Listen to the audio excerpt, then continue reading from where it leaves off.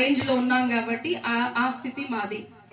ఒక ఉన్నతమైన కుటుంబంలో పుట్టామని మాల వాళ్ళు మాదిగా వాళ్ళు అది ఆ క్యాస్ట్ చెప్తున్నా, వివరంగా చెప్తాయినండి, మిమ్మల్ని ఎవరిని కించపరచడం కాదు. అది అసలు లీస్ట్ అని అలాంటి మాటలు మాట్లాడుతూ వాళ్ళ ఛాయ్కి కానీ వాళ్ళ వీధికి కానీ అసలు వెళ్ళడమే కాదు కదా, వాళ్ళు మా ఇంటికి వచ్చినా కూడా ఊరుకునేదాన్ని కాదు. యేసు దేవుడు కాదు, వాళ్ళు కేవలం ఏదేదో చెప్పుకుంటూ ఉంటారు అని చెప్పిన ఏదైనా సాక్ష్యాలు చెప్తున్నా, ఏదో ఎక్కడన్నా స్వార్థ కూడికలు చెప్పినా కూడా ఎద్దేవా చేసేదాన్ని, గేలి చేసేదాన్ని, చాలా చాలా రకాలుగా మాట్లాడేదాన్ని. కానీ 2007వ సంవత్సరం, ఆ తర్వాత 2009వ సంవత్సరం నవంబర్ 27వ తారీఖున మా వారికి యాక్సిడెంట్ జరిగింది. నేను షార్ట్ గా చెప్తున్నా, ఎందుకంటే నా సాక్ష్యం చాలా పెద్దది. ప్రభు చిత్తం అయితే మరొకసారి నేను వచ్చి మీ ముందు సాక్ష్యం బ్రదర్ అవకాశం ఇస్తే ఎన్నోసార్లు బ్రదర్ చెప్పారు ఇక్కడికి రావటానికి. నిజంగా నేను ఇప్పుడు అనుకుంటుంటే బాధ అనిపిస్తుంది, ఎందుకంటే సిస్టర్ లేని లోటు కనపడుతుంది. ఆ ఉన్నప్పుడు నేను రాలేకపోయాను అని చెప్పి. అలా హైందవ కుటుంబం నుంచి వచ్చాను. ప్రభు భయంకరమైన యాక్సిడెంట్ ప్రమాదం నుంచి నన్ను, నా కుటుంబాన్ని, నా బిడ్డల్ని కాపాడారు. నేను నమ్మిన దైవము వాళ్ళే దేవుళ్ళుగా భావించాను. సర్వలోక పాప పరిహరో రక్త ప్రోక్షణం అవశ్యం తదరత్న పరమాత్మేనా పుణ్యదాన బలియాగం. నేను అన్నదానము, గోదానము, భూదానము, ఆ తర్వాత అట్లవాయనము, నాగుల చవితి వస్తే పుట్టలో పాలు పోయటము, ఇలా చూసుకుంటే వారాలు సోమవారం రోజు అంటే కరెక్ట్ ఉగాది పండుగ రోజు నా కొడుకు పుట్టాడు అని చెప్పని తనకి ఈశ్వర్ అని పేరు పెట్టుకున్నాను. ఎందుకంటే శివ పూజలు చేస్తాం కాబట్టి. అలాగా మా కులదైవం వెంకటేశ్వర స్వామి, అందుకనే ఇందాక నేను మీకు చెప్పినట్లుగా వెంకటయ్య, వెంకటేశ్వర్లు, విజయలక్ష్మి అన్ని కూడా అందుకని మీకు చెప్పింది సాక్ష్యం, సజీవ సాక్ష్యం కాబట్టి చెప్పాలి కాబట్టి. ఆ తర్వాత చూసుకుంటా ఉంటే బుధవారం ఖాళీగా లేదు, ఆ రోజు కూడా పూజలే. ఆ తర్వాత గురువారం సాయిబాబా, శుక్రవారం అమ్మవారి పూజలు. నేను అమ్మవారి పూజలు ఎక్కువ చేస్తాను కాబట్టి నా కూతురు పుట్టంగానే తనకు రాజరాజేశ్వరి అని పేరు పెట్టాను. ఇప్పుడు అంటది మా పాప, మమ్మీ నా పేరు దీపించేయి, మమ్మీ నా పేరు దీపించేయి. ఏం దీపించాలి పేరు అని అంటే 10th అయిపోయింది, ఇప్పుడు ఆప్థమాలజీ చదువుతున్నావు నువ్వు, నేను ఇంకేం పేరు తీయాలి నీది, ఇంకా 2-3 సంవత్సరాలు డాక్టర్గా అవుతావు, డాక్టర్గా అవుతావు, నేనేం పేరు తీయాలి నీది అని. మమ్మీ నా పేరు తీసేయి అని అంటే, ఏమ్మా అంటే నా పేరు నువ్వు బ్యూలా పెట్టావు, అదే పెట్టంటే నీ సర్టిఫికెట్స్ లో అవే ఉన్నాయి, ఇదొక సాక్షిగా ఉంటావు నువ్వు, మనము రక్షణ పొంది నువ్వు ప్రభు ప్రేమను ప్రకటించాలి కాబట్టి నీ పేరు అదే. మమ్మీ కొంచెం తగ్గించు, మమ్మీ కొంచెం ఏం తగ్గిస్తాను నేను, నా కూతురు పేరు. శనివారం మా కులదైవం వెంకటేశ్వర స్వామి పూజలు చేసేవాడు. ఎవరైనా పొరపాటున మా ఇంటికి భోజనానికి వచ్చినా కూడా ఆ భోజనం చేసేటప్పుడు చుట్టాలు వస్తే కొంచెం బలమైన ఆహారం పెడతాం కదా, మరి అది పెట్టేటప్పుడు పొరపాటు ఈ గరిట ఆ గరిటలో పడిందంటే తీసి ఇస్సిరి అవతలేసేది, ఎక్కడ వెళ్ళేది బయట పడేది. ఏమనుకుంటున్నారు, అంత భక్తితో వస్తే అలా చేస్తారా మీరని. ఇలా చాలా గరిష్టతో నార్త్ నుంచి సౌత్ దాకా నేను పుట్టి పెరిగింది. మా డాడీ బోర్డర్ సెక్రటరీ ఫోర్స్ లో మేజర్ గా ఉన్నారు. నేను పుట్టింది కాశ్మీర్ లో, నేను పెరిగింది కూడా అక్కడే. నాకు తెలుగు సరిగా రాదు, దేవుని మహాకృప. ఈ రీతిగా నేను సువార్త ప్రకటిస్తున్నానన్నా, తెలుగు మాట్లాడుతున్నానంటే అది దేవుని మహాభాగ్యం. అమ్మమ్మ వాళ్ళ ఇంటి దగ్గర చేరిన తర్వాత, నా వివాహం అయిన తర్వాత నేను తెలుగు నేర్చుకోవడం జరిగింది. అలాగే పాల్ మస్తాన్ వెళ్ళి అన్నయ్య వారి చర్చ్ మరి పిడుగుపల్లిలో ఉంది. ఫస్ట్ మొట్టమొదటిసారి నేను ఆ చర్చిని వెళ్ళటం, అలాగా అన్నయ్య పరిచయం అవ్వటం, అట్లా సేవకుల సదస్సులు, అలాగే కొంతమంది సేవకులతో మేఫా మహోన్నతుడి వాంజలిస్ట్ ఫాస్ట్ ఫెలోషిప్ లో ఉమెన్ మినిస్ట్రీ డైరెక్టర్ గా ఉండడం. అక్కడే మరి బ్రదర్ రాజరత్నమయ్య గారు మరి మంచి సహోదరులు, మంచి సాక్ష్యం కలిగిన వారు, అన్నయ్య పరిచయం అవ్వటం, ఇలా సువార్తలో సేవలో ముందుకెళ్ళటం జరుగుతుంది. 2011వ సంవత్సరం జనవరి 31వ తారీఖున నేను ప్రభుని సొంత రక్షకుడిగా ఒప్పుకున్నాను. ఎందుకంటే నేను చేసిన భక్తి, నేను చేసిన ఆరాధన అంతా కూడా కేవలం మనుషులకే అని చెప్పని, కేవలం విగ్రహాలకే అని చెప్పి తెలుసుకొని, సజీవుడు, మృత్యుంజయుడు, అందరికీ ప్రభు, మనందరి విమోచకుడు, పాప విమోచకుడు, ఏకైక దేవుడు నజరేయుడైన యేసు అని తెలుసుకొని, అది రక్షణ పొదలు మొదలుకొని నా పాత లోక జీవితాన్ని, నేను గాదం శెట్టి విజయలక్ష్మి అని చెప్పా కదా, ఆ విజయలక్ష్మి చనిపోయింది 2011వ సంవత్సరంలో. 2011 సంవత్సరం జనవరి 31వ తారీఖున హెప్సిబా బ్రతికింది, అంటే పుట్టింది. అప్పటి నుంచి ఇప్పుడు వరకు కూడా ప్రభు సేవలో విరామం లేకుండా ఆయా ప్రాంతాలకి సత్య సువార్తను ప్రకటించడానికి మా కుటుంబం ఎప్పుడో చనిపోవాల్సిన వారం అలాంటిది బ్రతికించింది కేవలం నజరేయుడైన యేసు మాత్రమే. ఆయన బ్రతికించి సజీవ లెక్కలో నుంచి అనేకమైన ప్రాంతాల్లో సత్య సువార్తను ప్రకటించడానికి ప్రభు నిలబెట్టుకున్నాడు. ఇది నా సాక్ష్యం. అంటే నేను హెప్సిబా, ఎవరు? ప్రభుకి ఇష్టరాలు అన్నమాట. దేవునికి స్తోత్రం, హల్లెలూయా. మంచిది, మిమ్మల్ని అందరినీ ఇలా చూడటానికి ప్రభు భాగ్యాన్ని ఇచ్చారు. కనుక మనం ఎక్కడున్నా, ఏ పరిస్థితిలో ఉన్నా, కుర్చీలో కూర్చున్న అన్నలైనా అమ్మలైనా, ఇక్కడ కింద కూర్చున్న మీరైనా, ఎవరైనా, ఆఖరికి మేమైనా, ఎవరైనా మమ్మల్ని అడిగితే ఏం మాట్లాడాలంటే ప్రభు కృపలో మేము చాలా బాగున్నాం. నువ్వు పచ్చడి మెతుకులు తిను, లేకపోతే పంచభక్ష పరిమాణం తిను, నువ్వు ఏ స్థితిలో ఉండు, ఏమైనా కానీ ఎవరైనా పలకరించిన సమాజంలో మేము చాలా బాగున్నామని చెప్పాలి. ఏం చెప్తారు ఇక్కడ నుంచి? చెప్పండి. ప్రభు కృపలో మేము చాలా బాగున్నాం. మంచిది, వాక్యంలోకి వెళ్దాం. మహాగరుడా, మహోన్నతుడా, మీకు వందనాలు, స్తుతి స్తోత్రములు చెల్లించుకున్నాను. గడిచిన కాలం అంతా నీ కృపలో మమ్మల్ని జ్ఞాపకం తెచ్చుకున్నందుకు స్తోత్రం ప్రభు. దూర ప్రాంతం నుంచి క్షేమకరమైన ప్రయాణాన్ని ప్రభు మీరు మాకు ఇచ్చినందుకు స్తోత్రములు తండ్రి. దేవానగ తండ్రి మీకు వందనాలు చెల్లించుకున్నాను ప్రభు. ఇదిగో ప్రభు, ఈ రీతిగా 25 నా తండ్రి, ప్రభు 26, 27 తారీఖులో నాయన సువార్త సభలను ఏర్పాటు చేయడానికి కృపనిచ్చా తండ్రి. బ్రదర్ని మీరు నిలబెట్టుకున్నారు ప్రభు, మీకు స్తోత్రం. ఏ రీతిగా ప్రభు నీ నామానికి మహిమకరంగాను నశించిపోతున్న ఆత్మ రక్షణార్థమై అయా ప్రభు నా తన మీద ఆశలను మీరు నిలబెట్టుకుని వాడుకుంటున్న విధానాన్ని బట్టి స్తోత్రం. కుటుంబానికి మీరు ఆదరణ కలిగించారని నమ్ముతున్నాను ప్రభు, మీకు స్తోత్రం. బిడలకును అయా కుమారుడికి, కోడలకును, అలాగే కుమార్తెలకును, అల్లులకును, వారి యొక్క రక్త సంబంధికులను, సహోదరులు, నా తండ్రి వారి కుటుంబ సభ్యులందరికీ కూడా తండ్రి ఇదిగో ప్రభు మీరు ఇచ్చిన నా తన ఆదరణకే నీకు స్తోత్రాలు చెల్లించుకుంటున్నాను. ఈ రీతిగా ప్రభు నా తండ్రి స్వార్థను ఏర్పాటు చేయడానికి కృపణించినందుకు స్తోత్రం. గడిచిన 2 దినములు కూడా ప్రభు మీ దాసులను మీరు నిలబెట్టుకొని ప్రభు మీరు ఇచ్చిన వర్తమానాన్ని బట్టి స్తోత్రం. దీనురాలను, ఎన్నికల లేని దాన్ని ప్రభు ఏ మంచి లేని నన్ను మీరు ఎంతగానో ప్రేమించారు. లోకం, పాపం, శాపం నుంచి వేరుపరిచి రక్షించుకున్నాం. ఈ రీతిగా ప్రభు నిలబెట్టుకున్నందుకు స్తోత్రం. మనుషులు మాట్లాడితే ప్రయోజనం ఉండదు నాయన, మీరు నాలో ఉండి మాట్లాడండి ప్రభు, మీకు స్తోత్రం. వినగల చెవులను, గ్రహించగల మనసులు బిడ్డలందరికీ దయచేయండి దేవాదిగో. స్వార్థను, అదే వాక్యాన్ని అడ్డుకుంటున్న అపవాది శక్తిని బంధించండి తండ్రి. ఇదిగో ప్రతి ఒక్క బిడ్డ నాయన చక్కగా వినడకు నా తండ్రి ప్రభు, ఆ ప్రకారం నడుచుకుంటకు అయ్యా నా తండ్రి ఇదిగో ప్రభు నీ కొరకే నా తండ్రి ప్రభు నాయన దేవా కదలే స్వార్థాల రథాల వలె ప్రభు మేమందరం ఉండటకు కృప చూపించి సహాయం చేసి మీరు మాత్రం మహిమ పొందమని కృపలో భద్రపరచుకోండి. మీరే సూటిగా తేటగా మా అందరితో మాట్లాడమని యేసయ్య పరిశుద్ధ నామమున అడిగి వేడుకుంటున్నాము తండ్రి, ఆమేన్. హల్లెలూయా. మంచిది. మరి బ్రదర్ గురించి చెప్పాలి అని అంటే చాలా మంది అనుకుంటారు, ఏంటి మొన్నే కదా జరిగింది, ఇంత సువార్త ఇలా పెట్టాలా, ఇంత సభలు చేయాలా అని చెప్పంటారు. కానీ క్రైస్తవులుగా లోకం నుంచి వేరుపరచబడిన మేము కావచ్చు, మీరైనా కావచ్చు, ఎవరైనా కానీ మనం ఎందుకు అని అంటే ఎందుకు పడ్డాం? ప్రభు కొరకు నశించిపోతున్న ఆత్మ రక్షణార్థమే. మరి రాజరత్నమయ్య గారు ఈ ప్రాంతంలో ఇలా స్వార్థ కూడికను ఏర్పాటు చేసి, ఇక్కడే కాదు ఉప్పులూరు ప్రాంతం కావచ్చు, లేకపోతే అనేకమైన ప్రాంతాలకు వెళ్ళి సత్య స్వార్థ ప్రకటిస్తున్నారంటే ఇది కేవలం దేవుని మహాభాగ్యం. ఆయన కృప ద్వారా మాత్రమే ఇదంతా జరిగింది. ఈ ధైర్యాన్ని, ఆదరణను అవన్నీ ఎందుకంటే ఆయనకు ఒక నిరీక్షణ ఉంది. ఎందుకంటే ఎప్పుడు కూడా ఆ యాత్ర మనం అందరం చేయవలసిన వాళ్ళమే.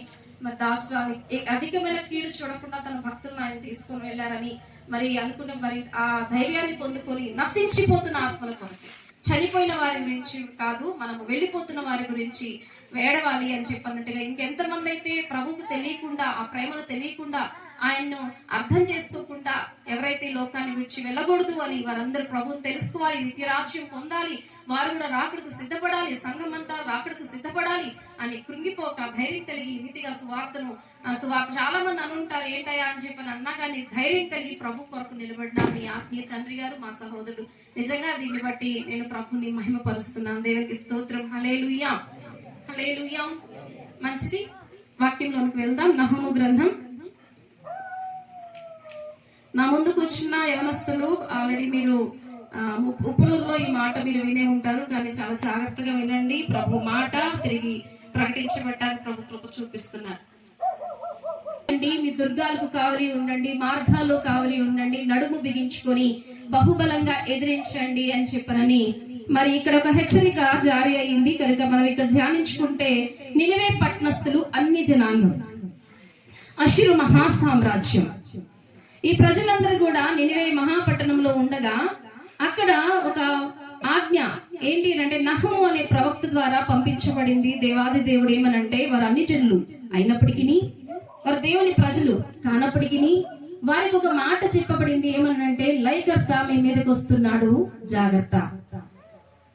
మీ దుర్గములకు కావలి కాయండి, మార్గాల్లో కావలి ఉండండి, నడుము బిగించుకొని బహుబలంగా ఎదిరించండి అని చెప్పనని నినివే మహాపట్నానికి సువార్త పంపించడం జరిగింది నహుము అనే ప్రవక్త ద్వారా. మన దేవుడు ఎవరు అంటే ఆయన ఎవ్వరూ నశించిపోవడం ఆయనకి ఇష్టం లేదు. ఆయన అందరూ రక్షించబడాలని, అందరూ క్షేమంగా ఉండాలని, చీకట్లో ఉన్న వారు వెలుగులోనికి నడిపించబడాలని, అందరూ మంచిగా ఉండాలని, యావత్ ప్రపంచమంతటా క్షేమంగా ఉండాలని ప్రభు కోరుకుంటారు. అందుకనే మన ప్రభు ఎవరో తెలుసా? మనసున్న మహారాజు. దేవునికి స్తోత్రం, హల్లెలూయా. ఎవరట? మనసున్న మహారాజు. చెప్పండి అందరూ, ఎవరైనా మనసున్న మహారాజు. నినివే పట్టణానికి సువార్త నహుము అనే ప్రవక్త ద్వారా వెళ్తే ఆ నహుము అనే ప్రవక్త అనే పేరుకు అర్థము ఆదరణ. ఆయన రాసింది కొన్ని అధ్యాయాలు అయినప్పటికీ ప్రఖ్యాతి కలిగిన దైవజనులు ఆయన కనుక అక్కడ ఎంత బాగా రాశారంటే ఒక అన్ని జనాంగాలకి సువార్త ప్రకటించినప్పుడు పట్టణమా జాగ్రత్త, తష్మా జాగ్రత్త, లయకర్త మీ మీదకి వస్తున్నాడు జాగ్రత్త అని చెప్పినప్పుడు మరి రక్షణ పొంది ఆయన కల్వరి గిరిలో కార్చిన రక్తం, ప్రశస్తమైన అమూల్యమైన రక్తంలో కడగబడిన మనకు ఆ ప్రేమ చూపించరా ఆయన? ఆయన మనసున్న మహారాజు కదా. అన్ని జనాంగాన్ని అంత ప్రేమిస్తున్నప్పుడు మనల్ని ఎందుకు ప్రేమించరు? మనల్ని కూడా ఎంతో ప్రేమించారు. కాబట్టి ఆ దినాల్లో నినివే మహాపట్నానికి, కానీ ఈ కడవరి కాలంలో ప్రతి ఖండానికి, యావత్ ప్రపంచానికి, సమస్త దేశానికి, ప్రాంతాలకు, పట్టణానికి, కుటుంబాలకు, సంఘాలకు కూడా ఒక హెచ్చరిక ఏంటంటే తస్మాత్ జాగ్రత్త, లయకర్త మీ మీదకి వచ్చుచున్నాడు. మీరు దుర్గాలకు కావలి కాయండి, మార్గాల్లో కావలి ఉండండి, మీ నడుము బిగించుకొని బహుబలంగా ఎదిరించండి, తస్మాత్ జాగ్రత్త అని. ఈ కడవరి కాలంలో మనందరితో ప్రభు ఇది నాన్న మాట్లాడుతున్నారు. ఏమనంటే లయకర్త మీ మీదకి వస్తున్నాడు, మీ దుర్గాలకు కావలి ఉండండి, మీ మార్గాల్లో కావలి ఉండండి, నడుము బిగించుకొని బహుబలంగా ఎదిరించండి అని మనందరితో ప్రభు మాట్లాడుతున్నారు. మనందరితోనే కాదు, క్రైస్తవ ప్రపంచమంతటితోనే కాదు, సకల సమస్త సృష్టితో ప్రభు ఇది నాన్న మాట్లాడుతున్నారు. ఏంటంటే లయకర్త మీ మీదకి వస్తున్నాడు. ఎవరి లయకర్త? అసలు అనుకోవచ్చు ఎవరి లయకర్త అని అంటే ఎవరో కాదు, దుష్టుడే, సాతానే. ఆ సాతాను ఎవరైనా చూసారా? చిన్నపిల్లలు ఇక్కడ ఉన్నారు కదా, మీరు సాతాన్ని చూసారా?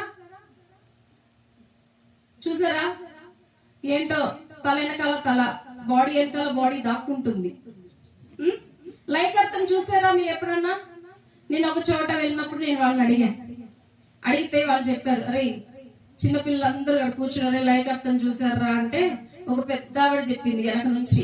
నేను అడిగిన చిన్నపిల్లల్ని, ఆ పెద్ద అక్కడ నుంచి చెప్తే నేను చూసానమ్మా అనింది. ఎట్టమ్మా ఎలా కనపడిందమ్మా అని అంటే నల్లగా ఉంది అని. అంతలోకి నల్లగా ఉందని ఆమె చెప్పేదానికి చిన్నపిల్లలు ఎత్తుకున్నా, మేము చూసామని. ఎట్టుంటరా లయకర్త చెప్పండి, శాతాన్ని చూసారా అంటే చూసాం, 2 కొమ్ములు ఉంటాయి, కింద 2 కూరలు ఉంటాయి, ఇటు కళ్ళు ఇటు తిరుగుతూ ఉంటాయి, నల్లగా ఉంటది అని చెప్తా ఉన్నారు. ఆ పెద్దవాడు అలా ఎత్తుకోగానే, అవునా? శత్రువైన సాతాను ముఖాముఖిగాను శరీరం ధరించుకుని రాడు. అందరు గుర్తుపెట్టుకుని, శత్రువైన సాతాను శరీరాన్ని ధరించుకుని రాడు. వాడు సైలెంట్ కిల్లర్. వాడు రహస్యంగా జొరబడతాడు. వాడికి శరీరం కాదు, వాడు శరీర ఆకారంతో రాడు, ముఖాముఖిగా రాడు. వాడు ఎలాంటి వాడు అంటే రహస్యంగా జొరబడతాడు. వాడు సైలెంట్ కిల్లర్ అన్నమాట. వాడు అలా వచ్చి వాడు ఏం చేస్తాడంటే వాడిలో ఉన్న గుణ లక్షణాలన్నిటిని కూడా ఇంజెక్ట్ చేస్తాడు.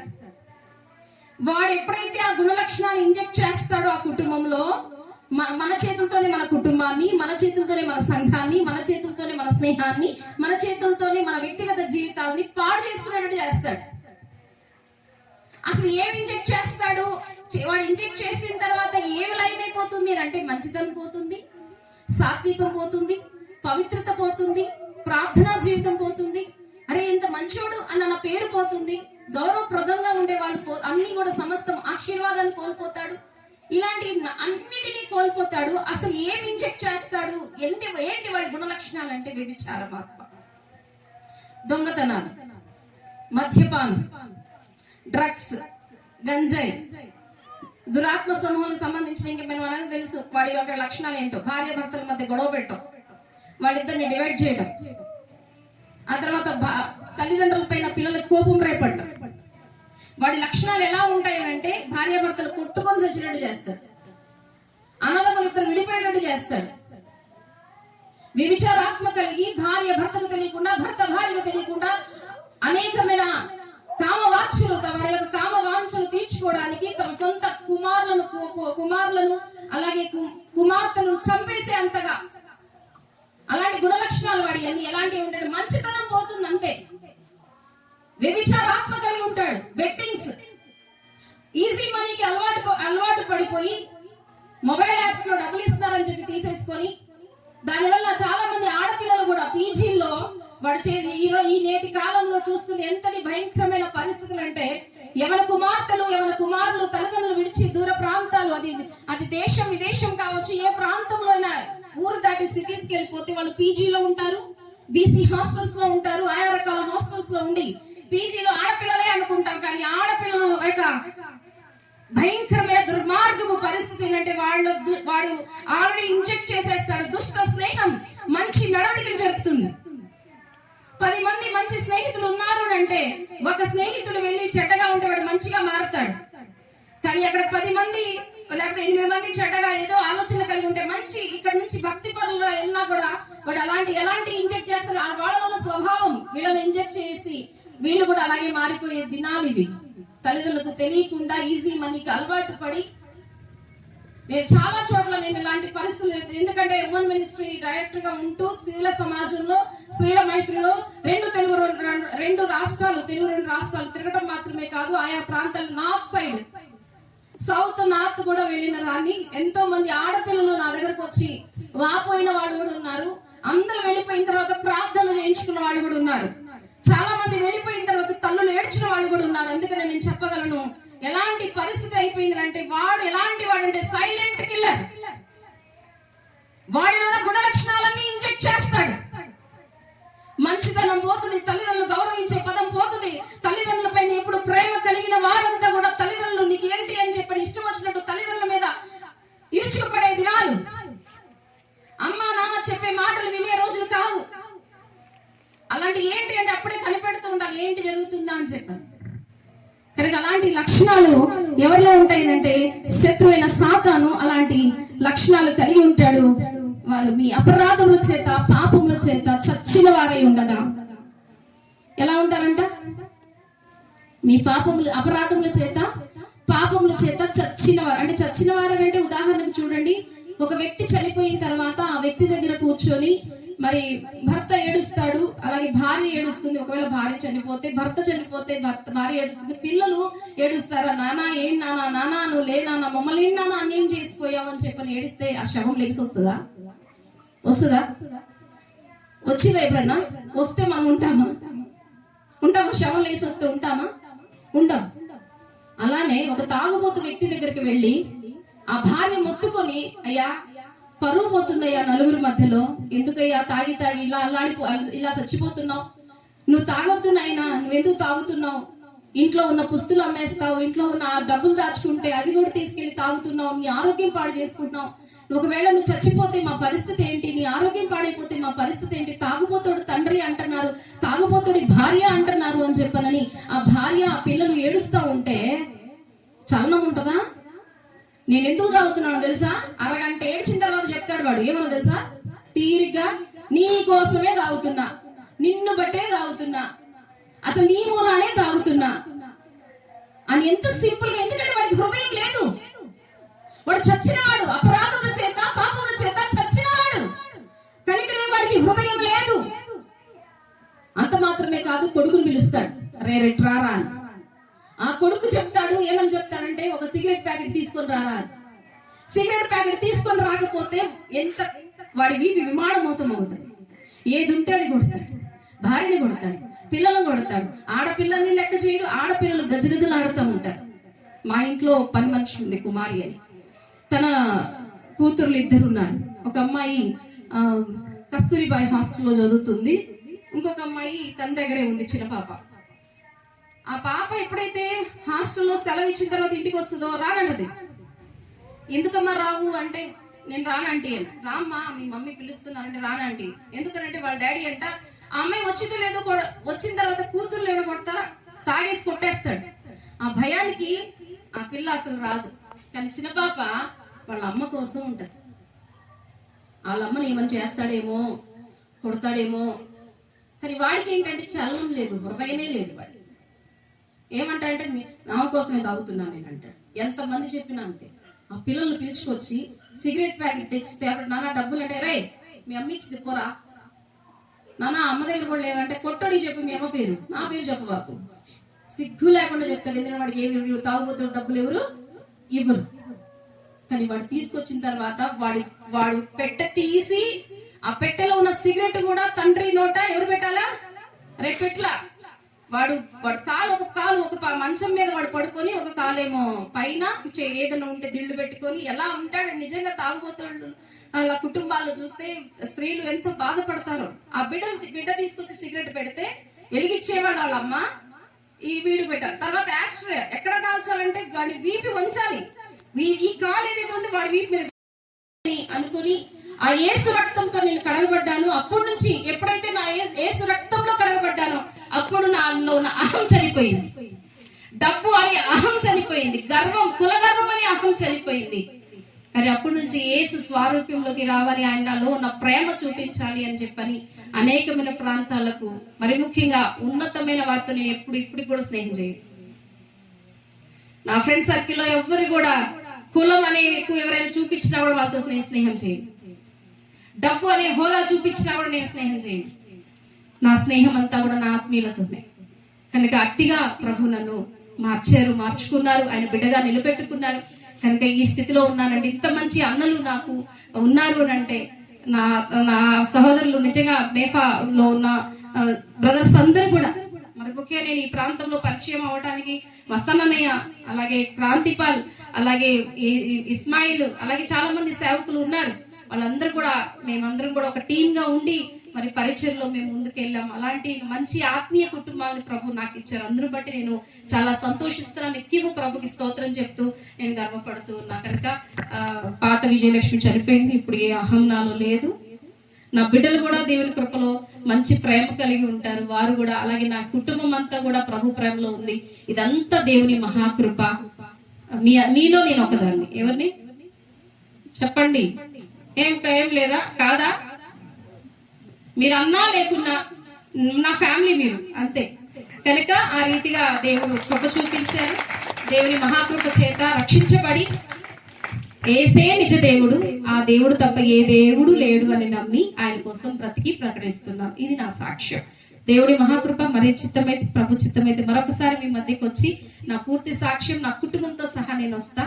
అన్న అవకాశం ఇచ్చి నాకు కూడా ప్రభు కృప చూపించి మనమందరం కూడా సజీవ లెక్కలు ఉంటే మరొక అవకాశంలో ఇలా సేవకులందరితో పాటు కలిసి మరొకసారి మీ ముందుకు రావడానికి ప్రభు కృప చూస్తే మళ్ళీ వస్తారు. రావాలా వద్దా? ఎందుకు వస్తారు మీరు? 10:30 వదులుతానని 11 అయింది మమ్మల్ని వదలక. లాస్ట్ డే కదా, ఎప్పుడైనా లాస్ట్ డే లేట్ అయింది తెలుసా మీకు? ఎంతమంది నిద్రపోయారు? ఎవరు నిద్రపోలేదు. దేవుని స్తోత్రం. మంచిది. పాస్టర్లకు మౌత్, యూత్ కు బైక్ ఇస్తే వదలరంట. అవునా? వదులుతారు కదా, బైక్ అయినా వదులుతారు కానీ మౌత్ వదలరు. ఎందుకంటే దేవుడు ఇచ్చిన మాట ప్రకటించే వెళ్తాం. అది ఎంతైనా. మీకు విషయం తెలుసా? ఈ రీతిగా ఇలా నిలబడి ఉన్నానంటే ప్రభు కృప, మీ అందరి ప్రార్థన.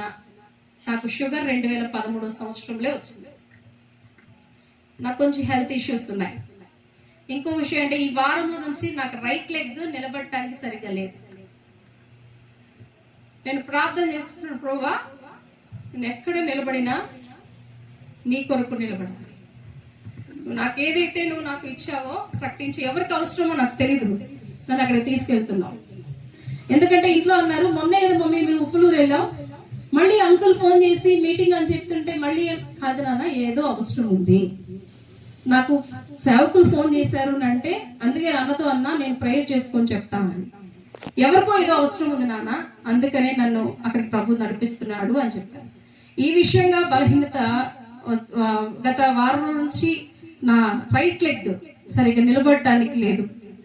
కానీ ఏది ఏమైనా ప్రభా నువ్వు ఉన్నావు, నేను నీకోసం నేను నిలబడతా ప్రభా, నువ్వు నాలో ఉంటే నేను చెప్పగలను. ఒకవేళ నువ్వు నాతో లేకపోతే నేను నడవలేను, నేను మాట్లాడలేను, నువ్వేం చేయలేను. వచ్చిన కాడి నుంచి టెన్షన్ ఉంది నాకు. ఇక్కడ ఉండి నేను ఒకళ్ళు పడిపోతే ఏమని అనుకుంటాను. నేను ఎప్పుడు వాటర్ కానీ మధ్యలో వాటర్ తాగను. నాకు ఒక షేమ్గా ఉంది ఇట్లా వాటర్ తాగుతున్నాను, అలా ఉండేది. 2013 సంవత్సరం మా అమ్మ ప్రభునందు నిద్రించిన తర్వాత నాకు 2013 లాస్ట్లో ఏప్రిల్ 6న మా మదర్ ప్రభునందు నిద్రించారు. 2013 లాస్ట్కి డిసెంబర్కి నాకు షుగర్ అటాక్ అయింది. అప్పటి నుంచి ఇప్పటి వరకు కూడా ప్రభు కృపలో ఏ ఇబ్బంది లేకుండా ముందుకు వెళ్తూ నా సేవలో. కొంత షుగర్ ఉన్న వాళ్ళ పరిస్థితి ఎలా ఉంటుంది అంటే ఎప్పుడు ఏం జరుగుతుందో తెలియదు, ఎప్పుడు హుషారుగా ఉంటుందో తెలియదు, ఎప్పుడు నీరసం అయిపోతుందో తెలియదు. సేవకులు అది ఎదుర్కొంటున్నారు అందరూ కూడా, ఒక్క నేనే కాదు. మీరు అనుకోవచ్చు వాళ్ళకేంటి డబ్బులు పైనుంచి వస్తున్నాయి, వాళ్ళకేంటి ఆరోగ్యవంతులుగా ఉంటారు, వాళ్ళకి ఇంతలో ఉన్నారు, వాళ్ళకి ఇలా ఉన్నారు అని చెప్పి. కానీ మా బాడీలో ఉన్న పరిస్థితి ఎలా ఉంటుందో మీకేం తెలుసు.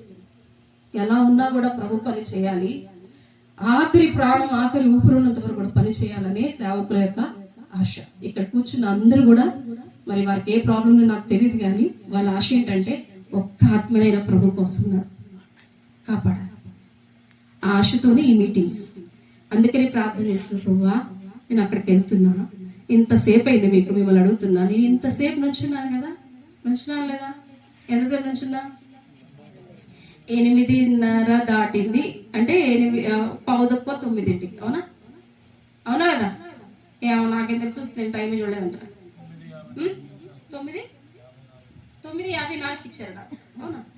8:30కి అంతా వచ్చామా? ఏమో నాకు తెలియదు. నేనైతే 9 మేబీ ఆ టైంలో తీసుకున్నాను అనుకుంటున్నా. ఎంత? నేను వచ్చింది 8:30 అయింది. అది 8:45 చెప్పా కదా. 8:45కి నాకు మౌత్ ఇచ్చారు. నేను ఆరాధన చేస్తున్నారు. ఆరాధనలో కూడా నేను ఎప్పుడు కూర్చోను. నేను ఒకటే ఏడుస్తున్నా, ప్రభువా నేను ఆరాధనలో కూర్చుని వీళ్ళందరూ పొగరు అనుకుంటాను నాయన.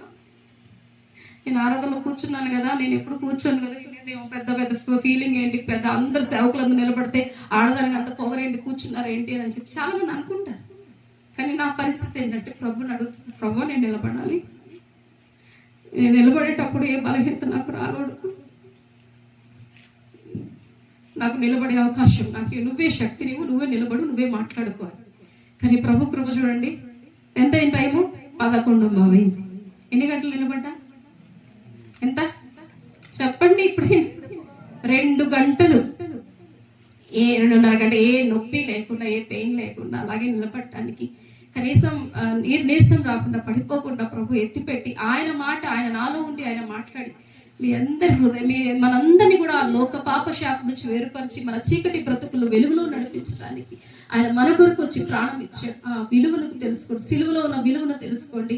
ప్రతి కుటుంబం కోసం మీరు ప్రార్థన చేయండి, స్తుతించండి. గొప్ప కార్యం ప్రభు చేస్తారు. నా జీవితంలో ఎన్నో మేలు చేశారు, మీ జీవితాల్లో కూడా ప్రభు చేస్తారు. అట్టి కృప మీ అందరికీ అనుగ్రహించున్నారు. ఇది నా సాక్ష్యం చెప్పాలి కాబట్టి చెప్తున్నా. ఎందుకంటే ఇంతసేపు నేను అందుకని మౌత్ ఇవ్వగానే ఏదో ఇంకా